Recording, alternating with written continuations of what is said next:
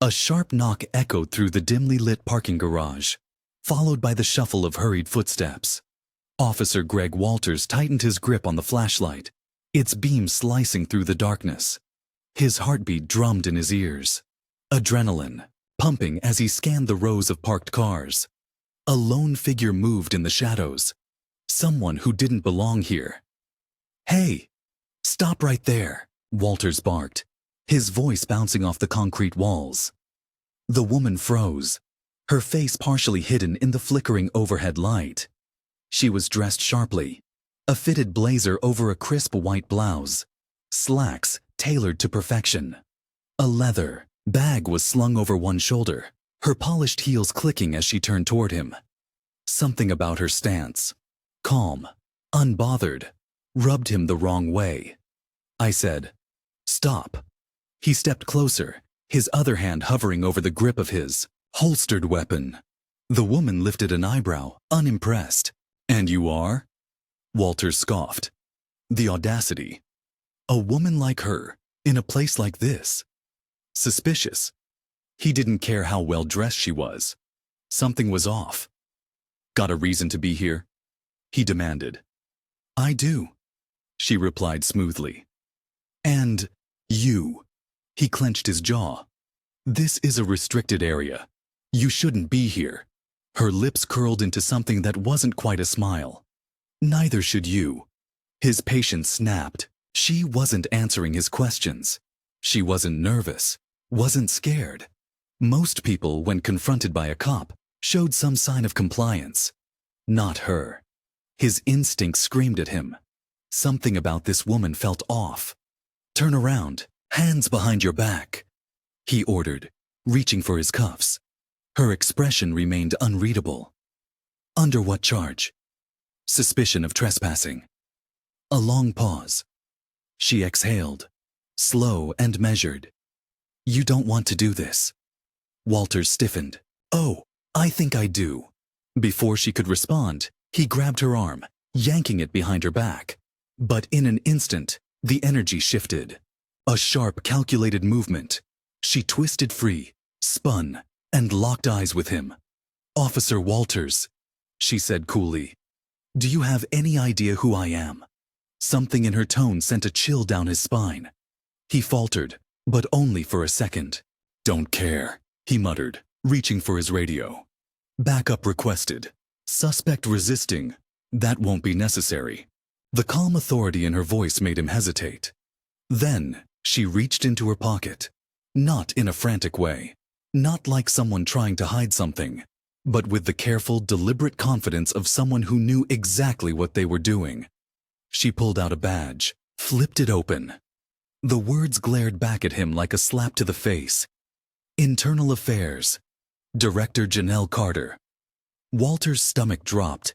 His grip loosened. His pulse pounded in his skull. The woman, Janelle Carter, tilted her head slightly, watching the realization dawn on his face. "I'd recommend letting go of my arm," she said. For a split second, the whole world seemed to hold its breath. Then, with an almost casual shrug, she stepped back, adjusting her blazer. Walter swallowed hard. Janelle sighed, shaking her head. "You really have no idea how deep you've just stepped in, do you?" His mouth went dry. And then, with a small smirk, she reached for her phone. "Let's call your chief, shall we?" Walter's throat felt tight. His jaw clenched so hard it ached. He had made a mistake. A big one. His mind raced, trying to piece together an explanation. A way out. But Janelle Carter wasn't just any internal affairs officer. She was the director. That meant she didn't just oversee complaints against officers like him. She had the power to bury careers. Or end them. His hand hovered over his radio. But he knew there was no saving this. He had already crossed a line. Janelle barely looked at him as she pressed a button on her phone and held it to her ear. Her voice was steady, calm, too calm. "Chief, it's Carter. We have a situation. You'll want to come down here." A pause. "Yes. Right now." Walters could only hear her side of the conversation. But whatever the chief said made her lips press into a thin line. "I don't care how busy you are," she said evenly. "One of your officers just detained me. I suggest you prioritize this." Another pause. Then a small, satisfied nod. "See you soon." She hung up, sliding her phone back into her pocket. When she finally looked at Walters, there was something unreadable in her expression. Calm, but sharp. Calculating. He forced himself to straighten, his posture to look unaffected, but the sweat forming at the base of his neck told another story. "You didn't show a badge," he said stiffly, grasping at anything to justify what had just happened. "You were acting suspicious." Janelle tilted her head slightly, like she was studying a puzzle. "Suspicious?" she repeated. "You were in a restricted area," he said, doubling down. "At this hour. Alone." Her lips curled into something that wasn't quite a smile. "I have clearance to be anywhere I need to be," she said. "You should know that. Unless you don't keep up with department protocol." He had no response. Of course, he knew her name.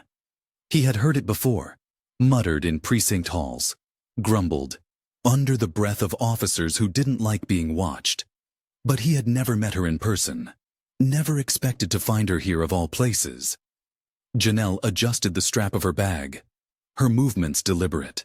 "Tell me, Officer Walters," she continued, her voice still unnervingly calm. "Was there anything at all, that made you stop me, other than the fact that I was here?" His jaw tightened. He knew where she was going with this. "You weren't supposed to be here," he repeated. "Right." She nodded slowly. "And tell me, when you first saw me, what did you assume?"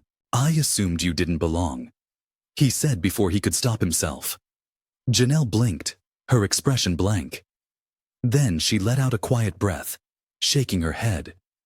"You know," she said, her voice almost conversational, "I've been in law enforcement for 15 years. I've worked with the best and the worst. And the thing about the worst ones, the truly dangerous ones, is that they never think they're the problem." His stomach twisted, but he kept his face blank. "I followed protocol," he insisted. Janelle lifted an eyebrow, clearly unimpressed. "Did you?" Before he could answer, the sound of footsteps echoed through the garage. Heavy, deliberate steps. Someone was coming. Walters turned, already knowing who it would be.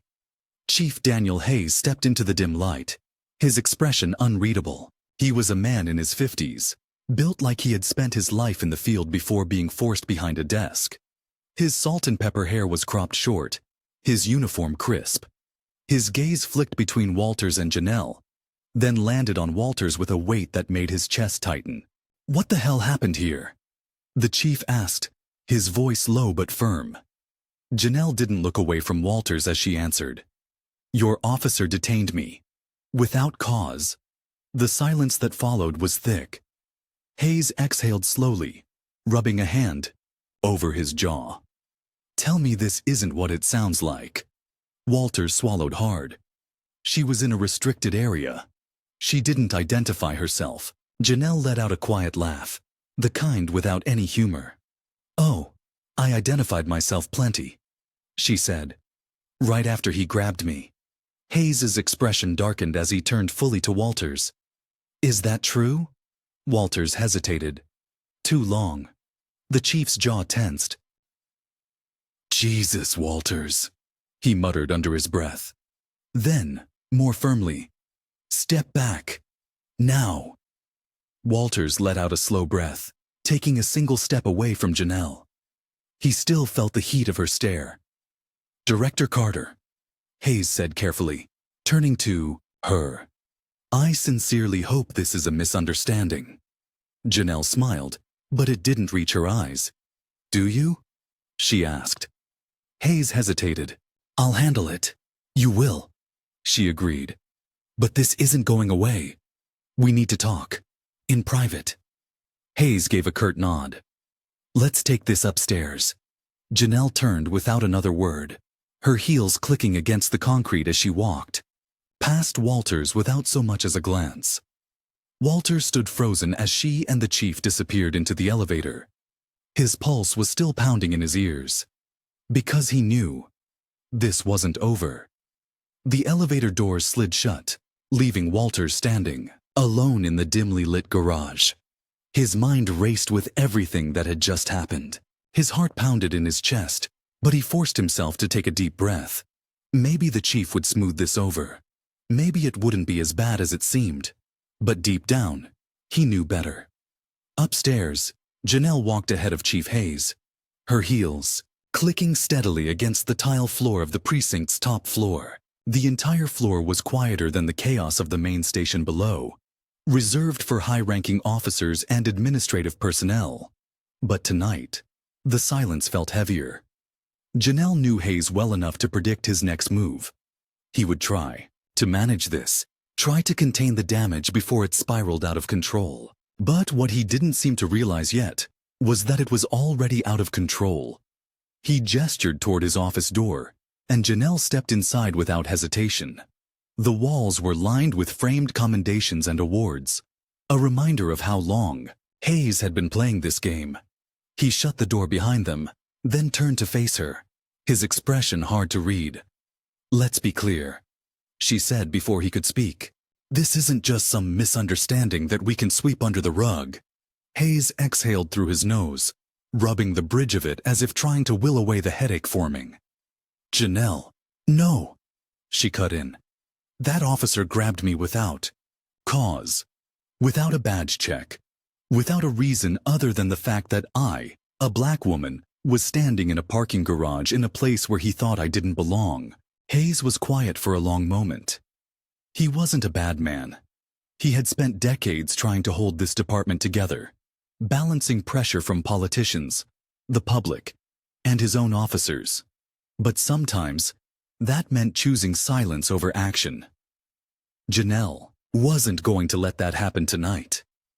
"Tell me what you want," he finally said.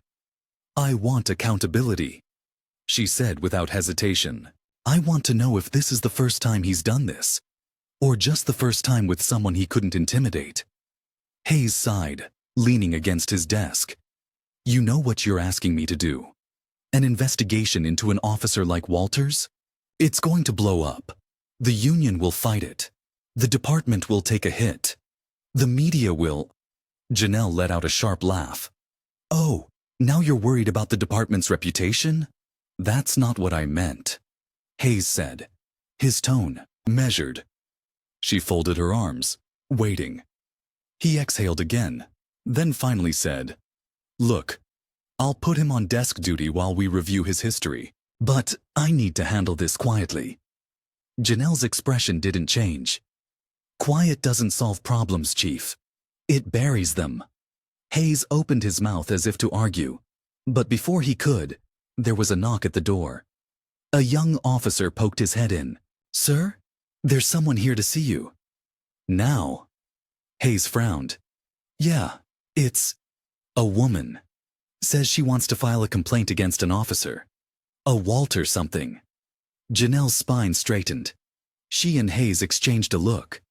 "Another complaint. Send her to my office," Janelle said before Hayes could respond. The officer hesitated, glancing at Hayes, who gave a slow nod. "Go ahead." The door closed, and Hayes let out a quiet curse under his breath.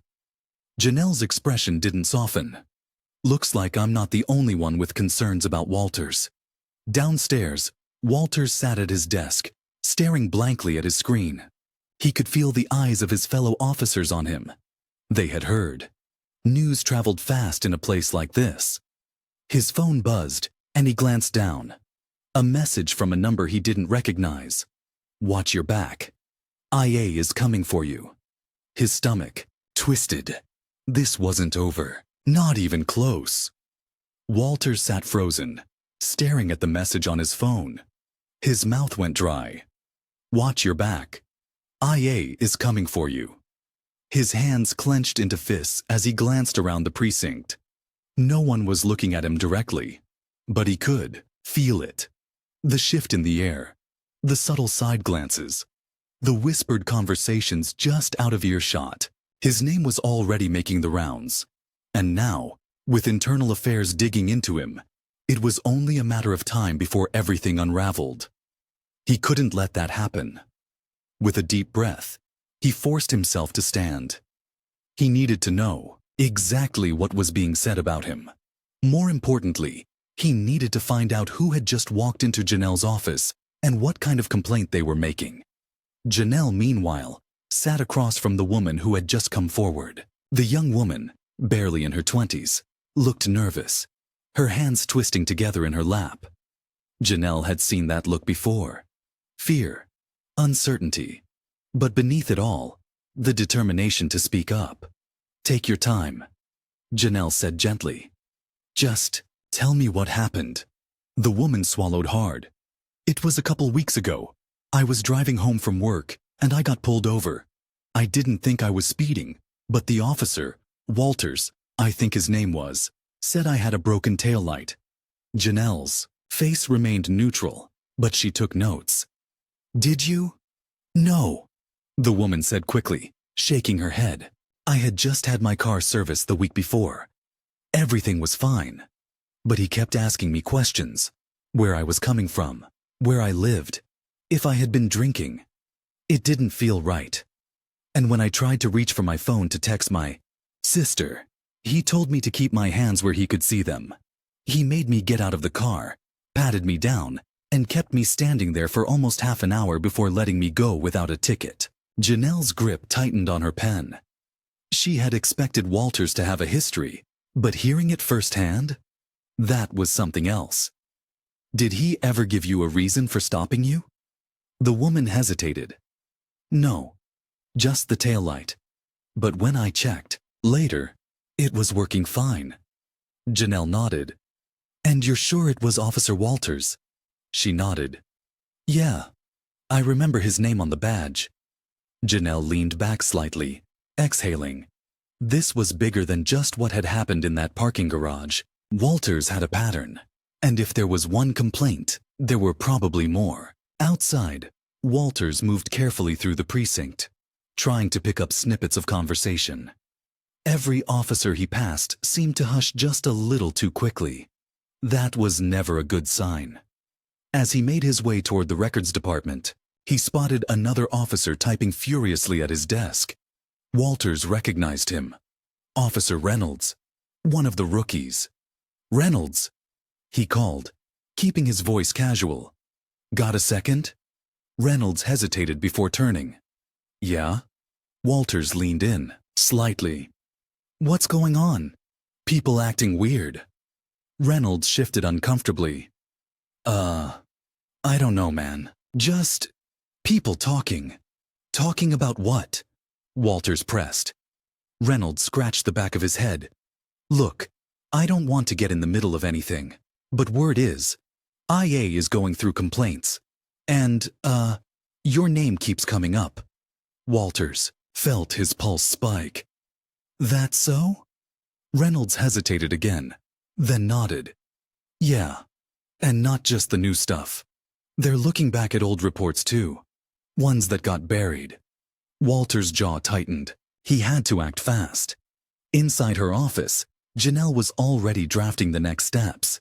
She needed to pull every report with Walter's name on it, cross-check them with past complaints, and start building a case. But even as she worked, she knew what she was up against. If there were buried reports, someone had buried them for a reason. And whoever that was, they wouldn't want her digging them up.